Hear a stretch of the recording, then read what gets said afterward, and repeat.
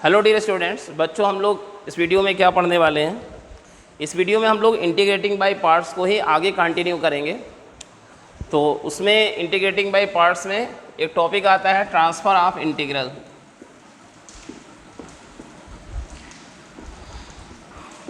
Transfer of integral, देखो अब इसका मतलब क्या हुआ कि मान लो कोई इंटीग्रल है I बराबर integral f into G D x, ऐसा करके कुछ है, ठीक है। ये है, आपने एक फंक्शन को फर्स्ट माना, एक फंक्शन को सेकंड माना, ठीक है।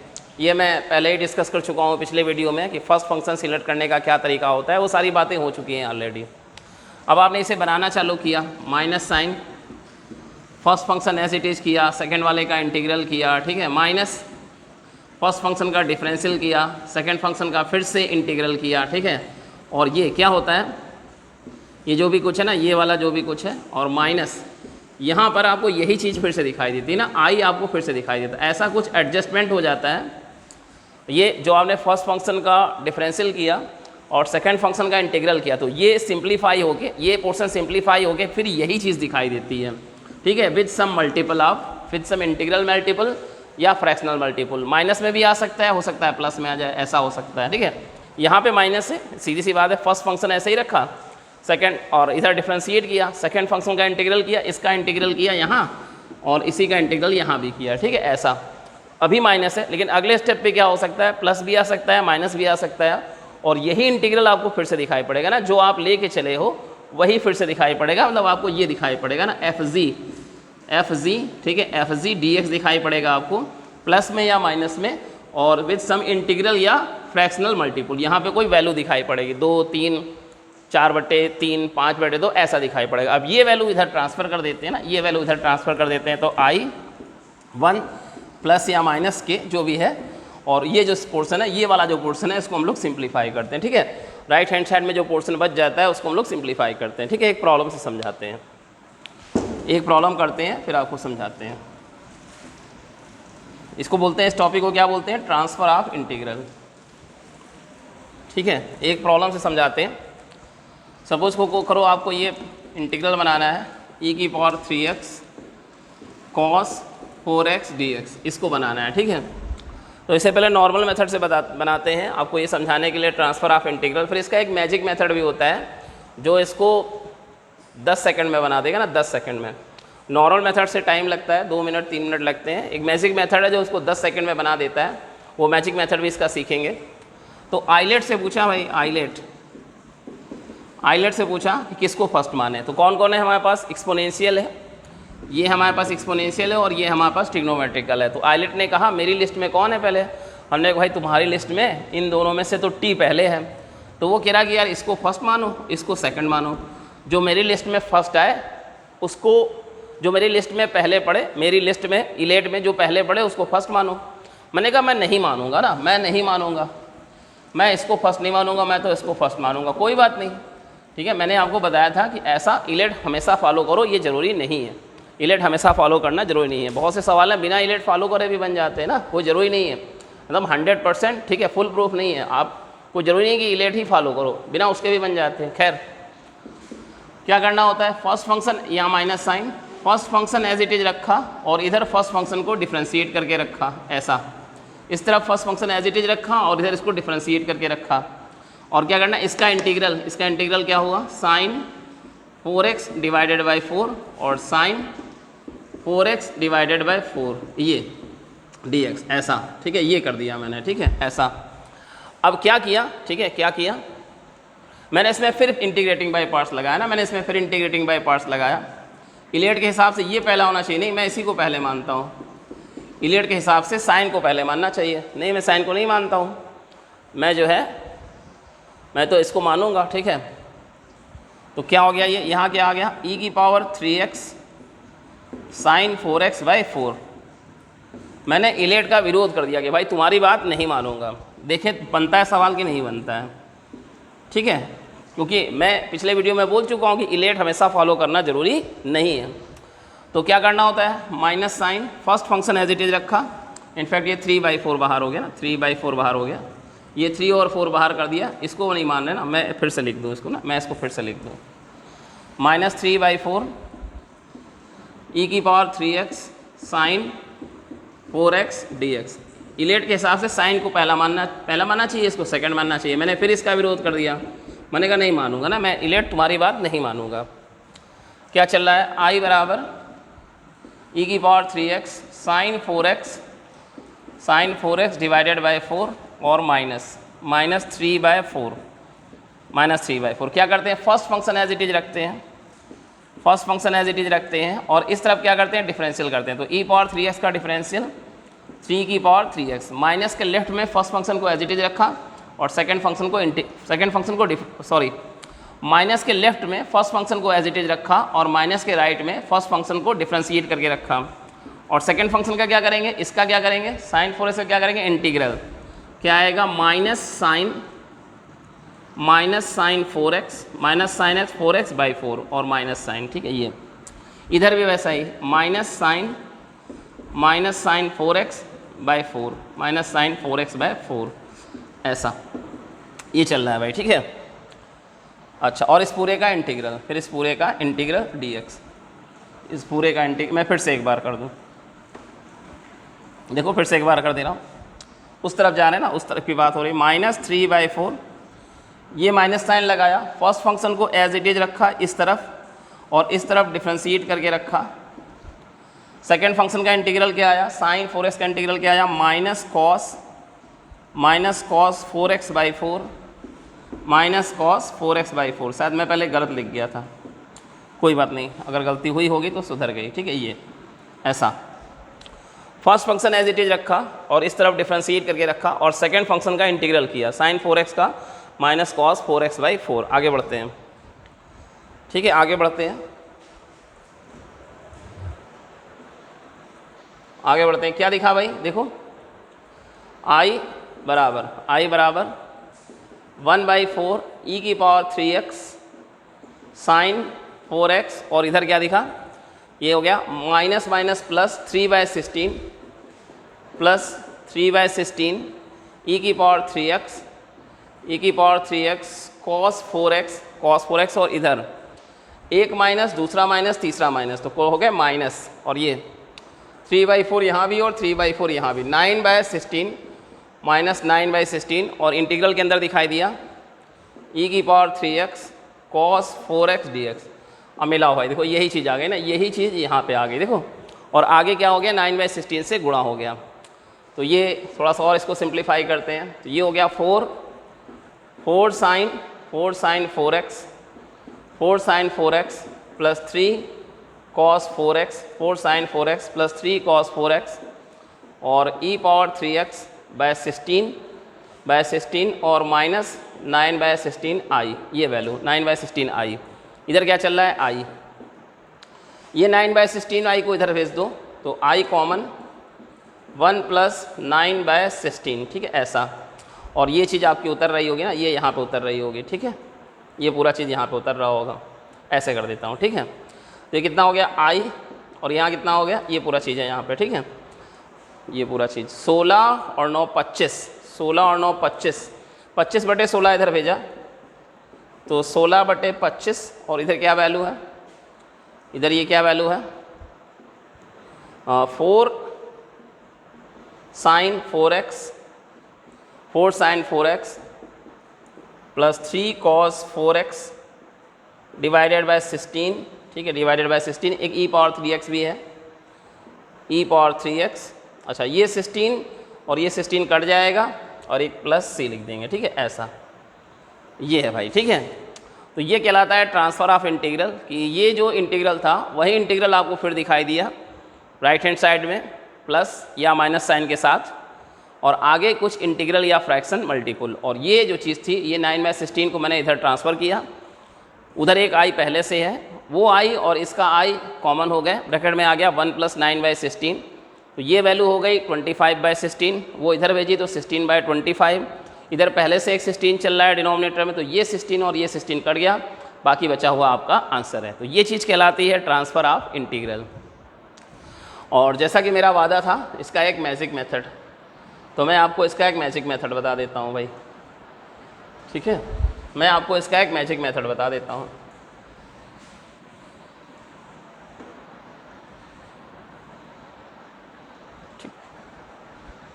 मैं आपको इसका एक मैजिक मेथड बता देता हूँ। देखो सपोज करो अगर इसका डिफरेंशियल किया जाए डी डी एक्स, ये मैजिक मेथड बता रहा हूँ मैं, मैजिक मेथड डिस्कस करने जा रहा हूँ।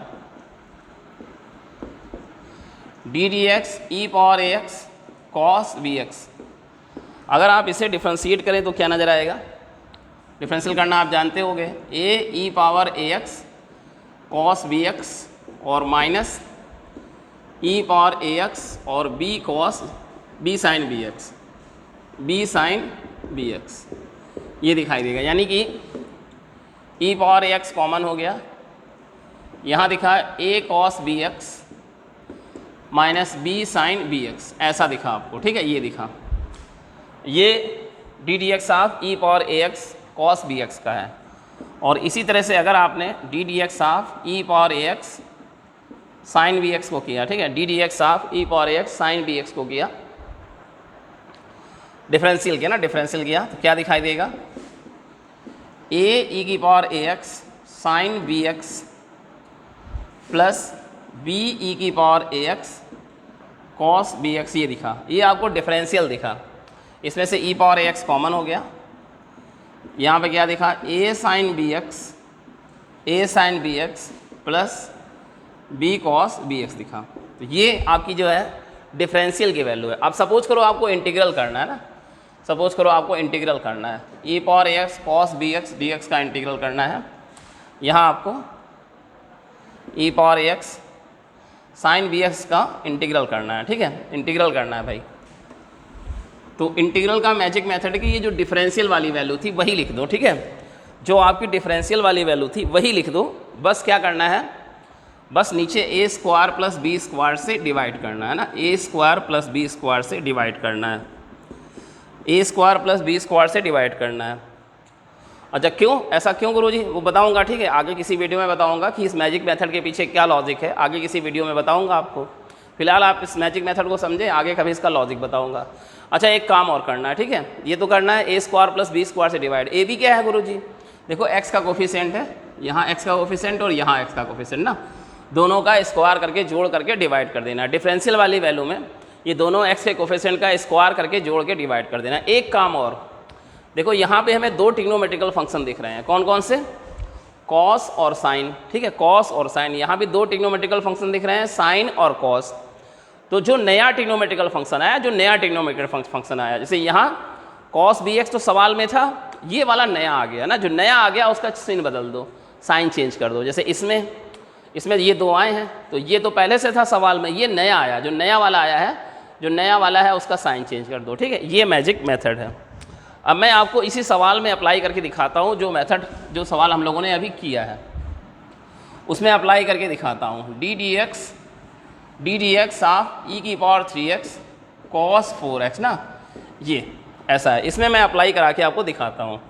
आपने इसको डिफ्रेंशिएट किया, कितना आया?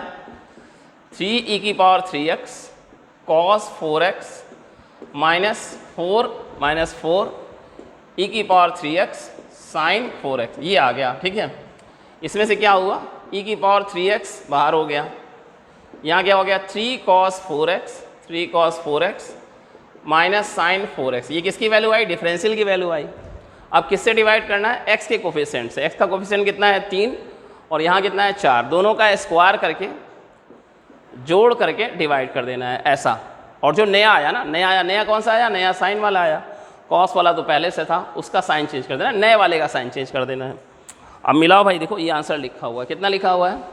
1/25 e की पावर 3x, हाँ तो ठीक है, e की पावर 3x/25, 4 sin 4x, ये लिखा है 4 sin 4x, और ये लिखा है 3 cos 4x, ये है ना। तो ये मैजिक मेथड था ना ऐसे सवाल के लिए, e की पावर 3x cos 4x, इसके लिए मैंने आपको मैजिक मेथड सिखाया। e power ax sin bx हो या e power ax cos bx हो, मैजिक मेथड क्या है? इंटीग्रल करने के बजाय डिफरेंशियल कर दो, और जो x के कोफिशिएंट हैं उनका स्क्वायर करके जोड़ के डिवाइड कर दो, और जो नया ट्रिग्नोमेट्रिकल फंक्शन आएगा उसका साइन चेंज कर देना है, ठीक है, ऐसा है। तो आगे बढ़ते हैं भाई, ठीक है, आगे बढ़ते हैं।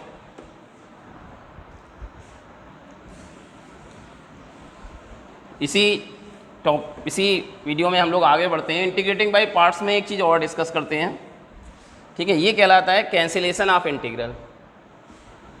क्या कहलाता है? Cancellation of integral. अब ये क्या गुरुजी, ये क्या चीज़ है ना, समझाता हूँ। कैंसिलेशन ऑफ इंटीग्रल ये क्या चीज़ है, मैं आपको समझाता हूँ। कैंसिलेशन ऑफ इंटीग्रल समझाता हूँ आपको।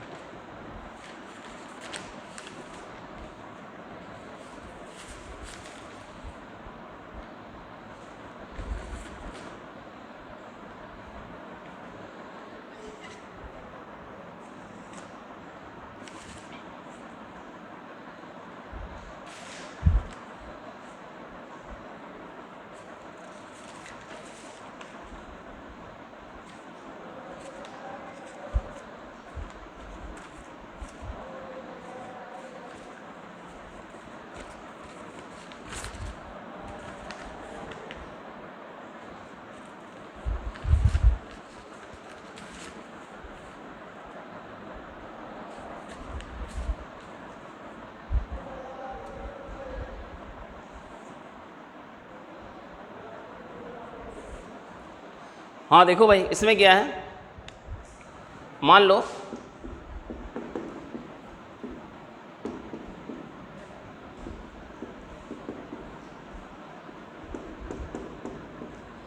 ऐसा है कुछ, आप ऐसा कर रहे हो,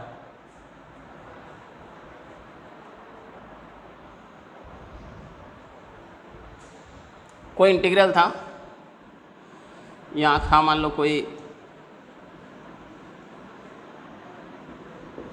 f1 इंटू f2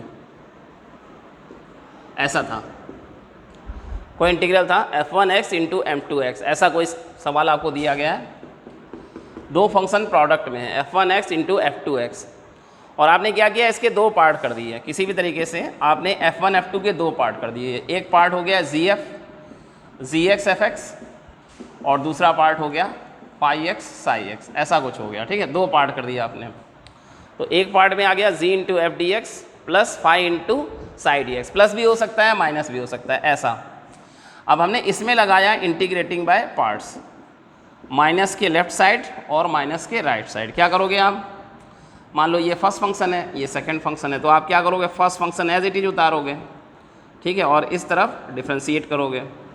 और ये सेकंड फंक्शन का क्या करोगे, सेकंड फंक्शन का आप इंटीग्रल करोगे, फिर इस पूरे का इंटीग्रल करोगे। तो क्या होगा कि ये वाला पोर्शन और ये वाला जो है ना, ये जो है आपका प्लस या माइनस जो भी है, ये फाई और साई, ठीक है, ये वाला पोर्शन, तो ये वाला पोर्शन इससे कैंसिल हो जाता है ना। ये है कैंसिलेशन ऑफ इंटीग्रल। फिर से समझ लो, कोई इंटीग्रल आपको ऐसे करना था ना, f1 f2 dx, ये आपको करना था। तो f1 f2 के दो टुकड़े हो गए, प्लस माइनस में दो टुकड़े हो गए, फंक्शन को दो पार्ट में तोड़ दिया, ठीक है, मतलब ऐसा था, ऐसे टूट गया, ठीक है, ये तोड़ दिया आपने। f1 f2 के दो टुकड़े हो गए, एक टुकड़े में आ गया gx fx और दूसरे टुकड़े में आ गया फाई एक्स साई एक्स। आपने फंक्शन के दो टुकड़े कर दिए, ये इस फंक्शन के f1 f2 के दो टुकड़े कर दिए, प्लस या माइनस कुछ भी हो सकता है, आपने दो टुकड़े कर दिए, तो दो अलग अलग इंटीग्रल हो गए। अब आपने इसमें इंटीग्रेटिंग बाई पार्ट्स लगाया, g आपने ऐसे ही रखा और इधर g का डिफरेंशियल किया, और फिर आपने इस वाले का क्या किया, इस वाले का इंटीग्रल किया, इंटीग्रल f ना, f का इंटीग्रल f, फिर इस पूरे का इंटीग्रल। तो क्या होगा, ये पोर्शन जो होगा इस पोर्शन को कैंसिल कर देगा, ये बचेगा, यही बचेगा, यही आपका आंसर होगा। ठीक है, एक प्रॉब्लम से समझाते हैं, प्रॉब्लम लेते हैं ना, थ्योरी से कम समझ में आएगा, एक प्रॉब्लम लेते हैं, प्रॉब्लम से समझाते हैं, एक प्रॉब्लम की मदद से समझते हैं।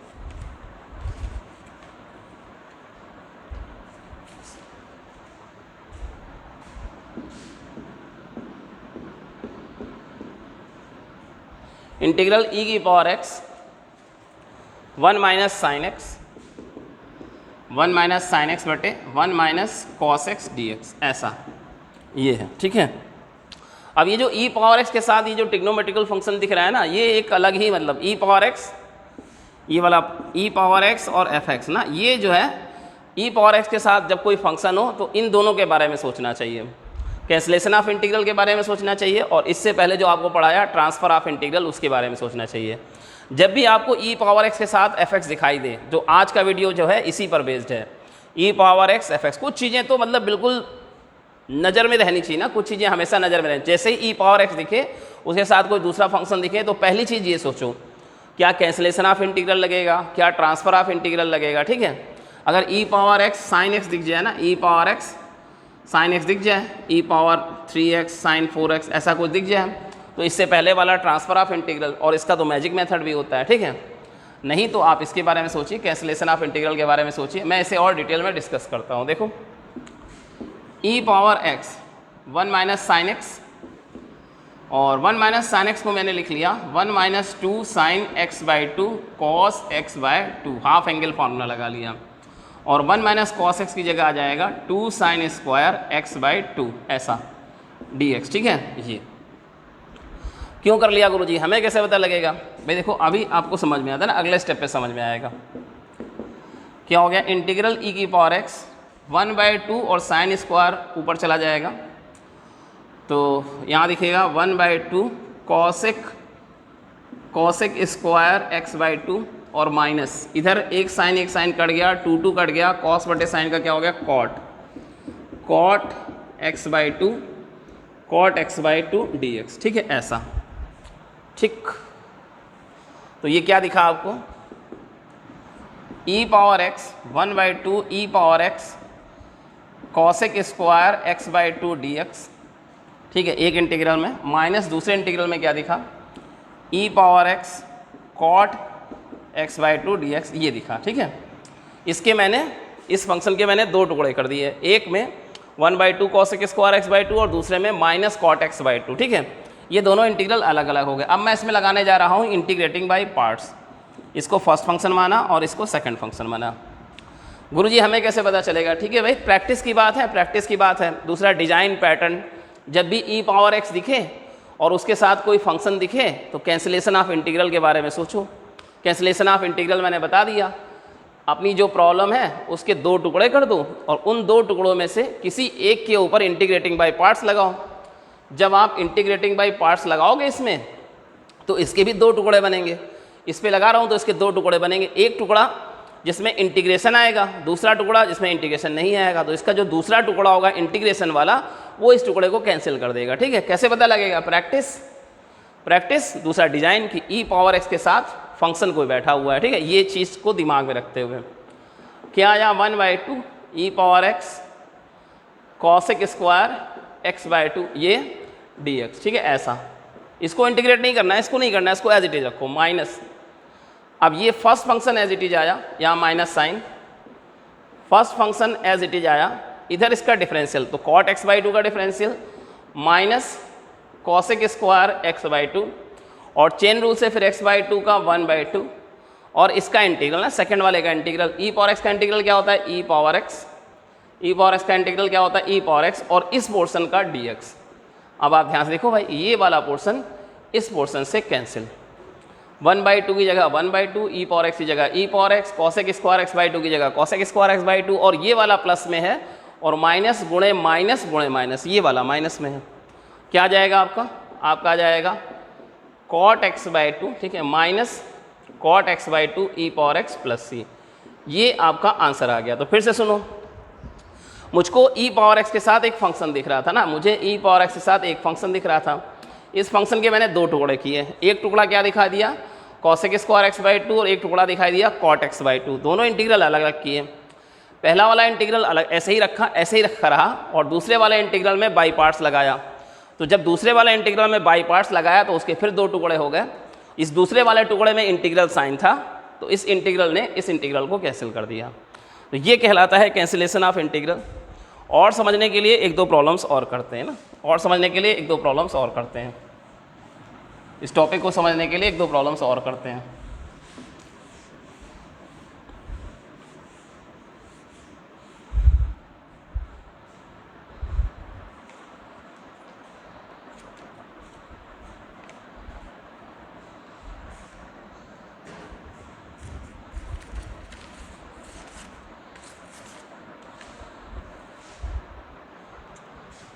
IIT 1983 की प्रॉब्लम है, ये इंटीग्रल बनाना है।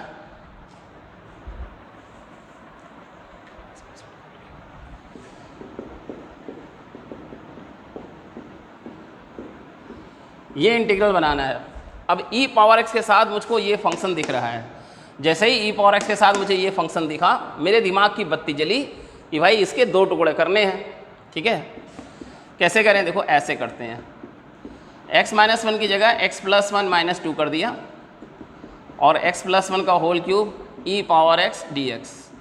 अब मैंने इसे दो अलग अलग इंटीग्रल में तोड़ा। पहले में क्या आ जाएगा, x प्लस 1 के साथ x प्लस 1 क्यूब करके 1 अपान x प्लस 1 का whole square e power x dx minus 2, दूसरे वाले टुकड़े में 2 के साथ 1 अपान x प्लस 1 का whole cube e power x dx, ऐसा।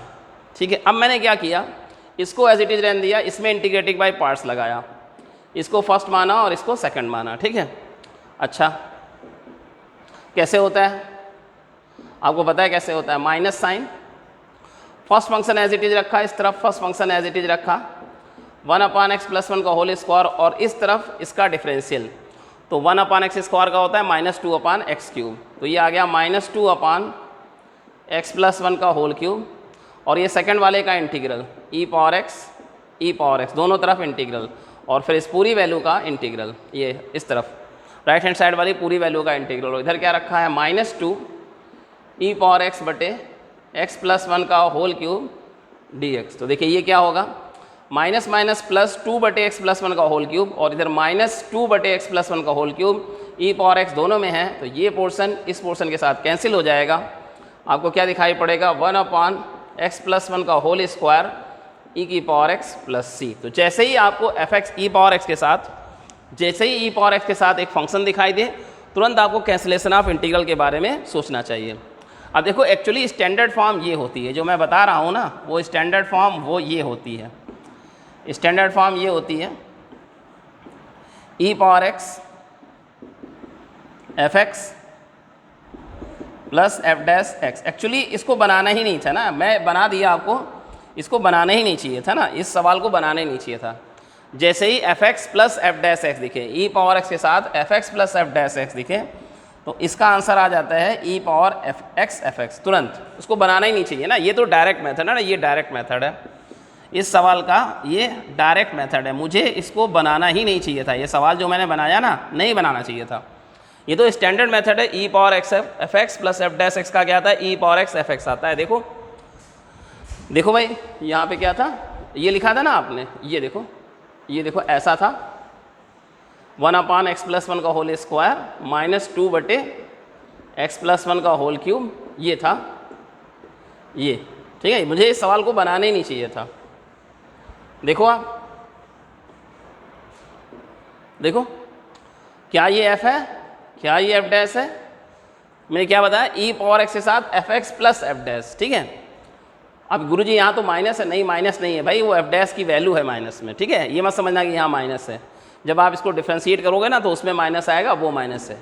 तो ये एफ है और ये एफ डैश है और ये ई पावर एक्स है। तो जैसे ही e power x f x plus f dash x दिखे तो बनाओ मत, सीधे उसका आंसर लिख दो। क्या आंसर लिख दो, ई पावर एक्स एफ एक्स लिख दो, तो ये आ जाएगा एफ एक्स, क्या आ जाएगा, ई पावर एक्स 1 अपान एक्स प्लस 1 का होल स्क्वायर, ये आ जाएगा, डायरेक्ट आ जाएगा। हाँ गुरु, ये सही बात है, बिल्कुल सही बात बता रहे हो आप। ठीक है, तो मैजिक मेथड हो गया। ठीक है, मैजिक मेथड नहीं है, ये डायरेक्ट मेथड है। ठीक है, मैं आपको इसे एक्सप्लेन कर देता हूँ। ठीक है, ये कोई मैजिक नहीं है, मैं आपको एक्सप्लेन कर देता हूँ। देखो क्या है आपके पास, e power x f x d x एक, और दूसरा क्या है, e power x f dash x d x दूसरा। ठीक है, ये है, इसके मैंने दो टुकड़े कर दिए। ये जो आपका सवाल है ना, ये सवाल, इसके मैंने दो टुकड़े कर दिए। ठीक है, एक एफ एक्स के साथ और एक एफ डैश एक्स के साथ। मुझे दिख रहा था कि एफ एक्स और एफ डैश एक्स दो दिख रहे थे, तो जैसे ही मैंने देखा ना, वैसे ही मेरे दिमाग में कैंसिलेशन ऑफ इंटीग्रल आया। अगर मैं इसे फर्स्ट मानूं और इसे मैं सेकंड मानूं तो क्या करना होता है, first function as it is उतारना होता है माइनस, और इधर फर्स्ट फंक्शन का डिफरेंशियल उतारना होता है। सेकंड फंक्शन का इंटीग्रल तो ई पावर एक्स का इंटीग्रल तो वही उतरता है, और फिर इधर इंटीग्रल करना पड़ता है, प्लस ये तो है ही आपका e power x f dash x d x. तो ये तुरंत इससे कट जाएगा और ये बच जाएगा, यही आपका आंसर होता है। ठीक है, तो ये मैंने आपको बता दिया। ठीक है, जैसे ही आपको ये दिखे, जैसे ही आपको दिखे ई पावर एक्स जी एक्स, ठीक है, ऐसा दिखे आपको, मान लो ये दिख रहा है ई पावर एक्स जी एक्स दिखे, ई पावर एक्स दिखे जैसे ही, ठीक है, तो इसको ऐसे कर लो, ई पावर एक्स और जी एक्स को दो पार्ट में तोड़ो, लेकिन तोड़ते वक्त ध्यान रखना है कि जो एक पार्ट हो वो दूसरे पार्ट का डेरिवेटिव हो, ऐसे तोड़ना है, याद रखना है। ठीक है, कि एक पार्ट जो है ये जो दूसरा वाला पार्ट जो है वो पहले पार्ट का क्या है, डेरिवेटिव है, ठीक है। पहले पार्ट को डिफ्रेंशिएट करोगे तो दूसरा पार्ट आना चाहिए ऐसा, तब इसका आंसर क्या हो जाएगा, तब इसका आंसर हो जाएगा e power x fx, direct ये हो जाएगा, ठीक है। जैसे ही e पावर x के साथ कोई फंक्शन दिखे उसे दो फंक्शन के एडिशन में तोड़ो, fx plus f dash x, और ऐसे तोड़ो कि जो दूसरा वाला पार्ट हो वो पहले पार्ट का डेरिवेटिव हो, तो सीधे ये आपका आंसर दिखेगा आपको, e पावर x fx आपको आपका आंसर दिखेगा। चलिए कुछ और समझते हैं ना, कुछ और प्रॉब्लम करके इसको और अच्छे से समझते हैं, कुछ और प्रॉब्लम करते हैं, कुछ और आपको सवाल करके समझाते हैं।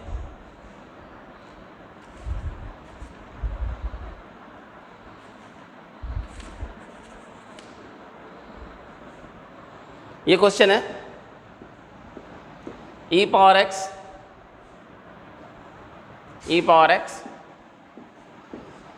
log sin x plus cot x dx, इसको देख लीजिए, e power x log sin x plus cot x। अब देखो भाई क्या ये f है और ये क्या f डैश है, हाँ बिल्कुल है। log sin x का डिफरेंशियल कौन होता है, पहले तो log sin x का 1/sin x और फिर sin x का cos x, चेन रूल से, तो cos x बटे sin x, हाँ आ जाएगा, cot x आ जाएगा। अगर इसे f माने तो ये इसका f डैश है, तो इसका डायरेक्ट आंसर होगा, क्या आंसर होगा, e power x log sin x, ये इसका आंसर होगा, प्लस ये आ गया आपका e पावर x fx आ गया, ठीक है, e पावर x fx आ गया।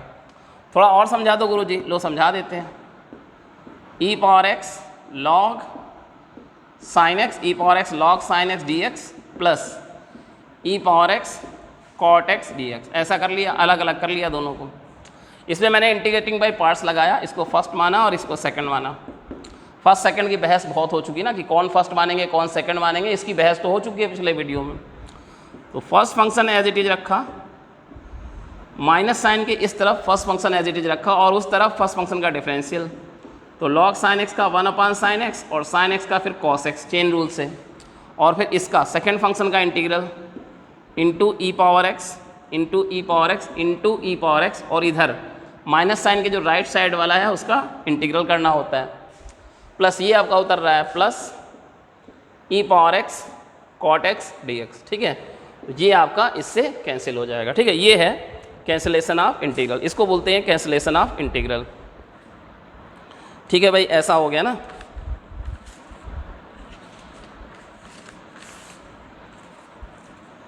तो ये मेथड 1 है ना, ये मेथड 1 है, ये मेथड 1 है, और ये जो आपने किया ये मेथड 2 है, ये इसका मेथड 2 है। एक और मेथड कहलाता है मेथड 3, इसी सवाल का एक और मेथड, इसी सवाल का मैं आपको एक और मेथड बताऊं, ठीक है, इसी सवाल का एक और मेथड बताऊं, ठीक है। कुछ चालाक लोग ऐसा बोलते हैं ना, कुछ चालाक लोग ऐसा बोलते हैं मेथड 3, मेथड 3, कुछ चालाक लोग ये बोलते हैं डिफरेंशिएट द ऑप्शंस, ठीक है। ये भी एक मेथड, कुछ चालाक लोग ये बोलते हैं कि भाई ऑप्शंस डिफरेंशिएट करके भी इंटीग्रेशन के सवाल हो जाते हैं ना, क्योंकि इंटीग्रेशन क्या है, डिफरेंशिएशन का रिवर्स प्रोसेस है, तो जितने भी ऑप्शन दिए हों उन सबको क्या कर दो आप, डिफरेंशिएट कर दो। पर ये चीज़ जो है ना पहले कामयाब हो जाती थी ना, जब पहले आते थे सवाल तो हो जाती थी, कुछ सवालों में ऐसा लग जाता था, अब नहीं मुश्किल है ना। अब जो 2020 का जो समय चल रहा है, ठीक है, आप लोग मैजिक मेथड जानते हो, जो टीचर पेपर बनाते हैं, पेपर चेक करते हैं, वो भी तो मैजिक मेथड जानते हैं ना। आप यूट्यूब पे वीडियो देखते हो मैजिक मेथड के, अरे वो लोग भी देखते हैं मैजिक मेथड के वीडियो, ठीक, आप ही नहीं चालाक हो, वो भी चालाक हैं, वो भी जानते हैं कि बच्चे मैजिक मेथड लगाते हैं। तो जेईई मेन और एडवांस के सवालों में ये टेक्निक शायद 10-15 साल 20 साल पहले कामयाब हो जाती, लेकिन अब कामयाब नहीं है, लेकिन फिर भी कहीं कहीं हेल्प दे देती है, ठीक है। पूरा प्रॉब्लम तो नहीं बनेगा, लेकिन फिर भी कुछ हेल्प मिल जाती है ना, कुछ हेल्प मिल जाती है। तो देखें जैसे ऑप्शन क्या थे इसके ना, ऑप्शन क्या थे, पहला ऑप्शन था, इसमें पहला ऑप्शन था e power x cot x plus c, दूसरा ऑप्शन था e power x log sine x plus c, तीसरा ऑप्शन था e power x log sine x plus ten x log sine x plus ten x plus c, और चौथा option था e power x plus sine x plus c. और आपका सवाल क्या था, आपका सवाल ये था e power x log sin x e power x log sin x plus cot x dx, ठीक है। तो वो ये कहना चाहते हैं ना, मेथड 3 में वो ये कहना चाहते हैं इन सारे ऑप्शंस को डिफ्रेंशिएट करो ना, इन सारे ऑप्शंस को डिफ्रेंशिएट करो, देखो कौन सा मैच कर जाएगा, ठीक है, देखो कौन सा मैच कर जाएगा। हाँ तो ये वाला मैच कर जाएगा ना, आंसर क्या है हम लोग का, ई पावर एक्स लॉग साइन, हाँ ये मैच कर जाएगा। आप इसको डिफ्रेंशिएट करके देख लेना, आप इस वाले को डिफ्रेंशिएट करोगे तो वो चीज़ आ जाएगी। अगर इसका डिफरेंशियल ये है तो उस वाले का इंटीग्रल ये है। अब ये तो चूंकि सवाल हम लोगों ने बना दिया ना, आंसर रखा हुआ है ना, आंसर रखा हुआ है हमारे पास, तो हम जान गए कि यही है भाई, यही है, इसी को डिफरेंशिएट करने से आएगा। अब अगर हम लोगों ने सवाल पहले से ना बनाया होता तो हम लोग एक एक ऑप्शन को डिफरेंशिएट करते, पहले इसको डिफरेंशिएट करते, मैच ना करता, फिर इसको डिफरेंशिएट करते, मैच ना करता, फिर इसको डिफरेंशिएट करते, मैच ना करता, तो फिर इसको डिफरेंशिएट करते, तो चौथे ऑप्शन तक जाते जाते तो बहुत टाइम हो जाता ना। मान लो यहाँ तो सेकंड ऑप्शन में ही सही आंसर रखा हुआ है, मान लो चौथे ऑप्शन में सही रखा हो आंसर, फिर तो चौथे ऑप्शन तक जाते जाते बहुत टाइम लग जाएगा, ठीक है। फिर भी कुछ लोग जुगाड़ लगा लेते हैं, कुछ सोच लेते हैं कि भाई tan x का तो sec स्क्वायर x होता है तो आ नहीं सकता, वो आ नहीं सकता, ठीक है, ऐसा सोच लेते हैं। tan x का डिफरेंशियल तो आएगा sec स्क्वायर x, वो हो नहीं सकता। cot x का डिफरेंशियल आएगा माइनस cos स्क्वायर x, तो वो नहीं है, ऐसा कुछ सोच लेते हैं। तो ये वाला और ये वाला वो पहले एलिमिनेट कर देंगे ना, पहले एलिमिनेट कर देंगे कि इसका sec स्क्वायर x है और इसका माइनस cos स्क्वायर x है, तो ऐसा हो नहीं सकता। वो इसमें और इसमें ट्राई करेंगे ना, इसमें और इसमें ट्राई करेंगे, ऐसा कुछ लोग दिमाग लगाते हैं, कुछ हेल्प हो जाती है ना, 2, 4, 5, 10% हेल्प हो जाती है। दूसरी बात ये है कि आपको पता है इंटीग्रल और डिफरेंशियल में सवाल बनाने के बाद भी आंसर मैच नहीं करता, तो हमें क्या करना पड़ता है इसमें, फिर कुछ और करना पड़ता है, कुछ और ट्रिग्नोमेट्रिकल ट्रांसफॉर्मेशन करना पड़ता है, मैनिपुलेशन करना पड़ता है, एलसीएम वगैरह लेना पड़ता है, ठीक है। तो सीधे सीधे जो आपने बनाया वही मैच कर जाए ये ज़रूरी भी नहीं है, ठीक है। तो ये टेक्निक डिफ्रेंशिएट द ऑप्शंस की टेक्निक जो है बहुत ज़्यादा कामयाब नहीं है, लेकिन फिर भी दिमाग में रख सकते हैं ना, ये भी एक चीज़ दिमाग में रख सकते हैं। कुछ ना समझ में आ रहा है तो लो भाई यही करते हैं, ठीक है, बैठे हाथ पे हाथ धरे बैठने से अच्छा है कि लो भाई ट्राई कर लिया जाए, कुछ नहीं समझ में आ रहा है यही करके देख लें, ठीक है, कुछ हेल्प मिल सकती है।